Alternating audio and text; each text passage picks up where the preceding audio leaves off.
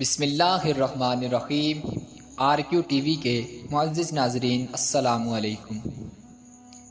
ناظرین، حضور اکرم صلی اللہ علیہ وآلہ وسلم شب معراج میں بیت الاقدس کی طرف جاتے ہوئے جب مصر کے قریب ایک مقام سے گزرے تو انہیں ایک نہایت ہی اعلیٰ اور زبردست خوشبو آنے لگی۔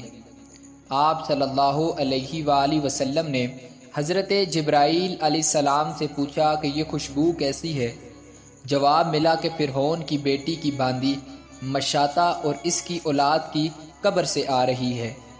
پھر حضرت جبرائیل علیہ السلام نے اس کا قصہ بیان کیا۔ مشاطہ فرعون کی بیٹی کی خادمہ تھی اور وہ خفیہ طور پر اسلام لا چکی تھی۔ ایک دن فرعون کی لڑکی کنگھی کر رہی تھی، اتفاقاً اس کے ہاتھ سے کنگھی نیچے گر گئی۔ جب وہ اٹھانے لگی تو باندی مشاطہ کے منہ سے اچانک بسم اللہ نکل گیا۔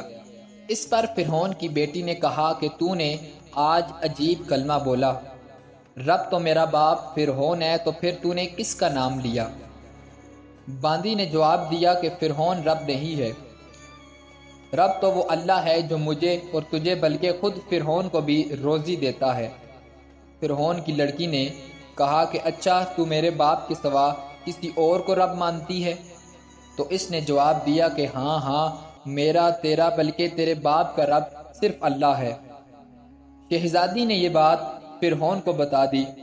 جب یہ بات فرعون کو پتہ چلی تو وہ سخت غضبناک ہوا اور اسی وقت اس باندی کو اپنے دربار میں بلا لیا۔ جب وہ باندی اس کے دربار میں آئی تو اس نے کہا کہ کیا تو میرے سوا کسی اور کو رب مانتی ہے؟ تو باندی نے اس سوال پر جواب دیا کہ میرا اور تیرا رب صرف اللہ ہے جو بلندیوں اور بزرگی والا ہے۔ فرعون نے اسی وقت حکم دیا کہ تانبے کی جو گائے بنی ہوئی ہے اس کو خوب تپایا جائے۔ جب یہ آگ جیسی ہو جائے تو اس کے بچوں کو ایک ایک کر کے اس آگ میں ڈال دیا جائے اور آخر میں خود بھی اس کو اس آگ میں ڈال دیا جائے۔ چنانچہ وہ گائے گرم کی گئی۔ جب وہ آگ جیسی ہو گئی تو حکم دیا کہ اس کے بچوں کو ایک ایک کر کے اس میں ڈالنا شروع کرو۔ اس نے کہا کہ بادشاہ، میری ایک درخواست ہے، وہ منظور کی جائے۔ وہ یہ ہے کہ میری اور میرے ان بچوں کی ہڈیاں ایک ہی جگہ ڈال دینا۔ فرعون نے کہا کہ اچھا، تیرے یہ حقوق ہمارے ذمے ہیں، اس لیے یہ ہمیں منظور ہے۔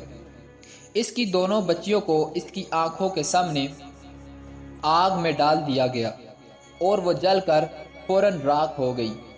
پھر سب سے چھوٹے بچے کی باری آئی جو اپنی ماں کی چھاتی سے لگا دودھ پی رہا تھا۔ فرعون کے سپاہیوں نے اسے گھسیٹا تو اس نیک بندی کی آنکھوں تلے اندھیرا چھا گیا۔ اللہ تعالیٰ نے اسی وقت اس بچے کو زبان دی اور اس نے بآواز بلند کہا کہ اماں جان، افسوس نہ کر، اماں جان ذرا بھی پس و پشت نہ کرو، حق پر جان دینا ہی سب سے بڑی نیکی ہے۔ چنانچہ انہیں صبر آ گیا اور اس بچے کو بھی آگ میں ڈال دیا گیا اور آخر میں ان کی ماں کو بھی اسی آگ میں جلا کر مار دیا۔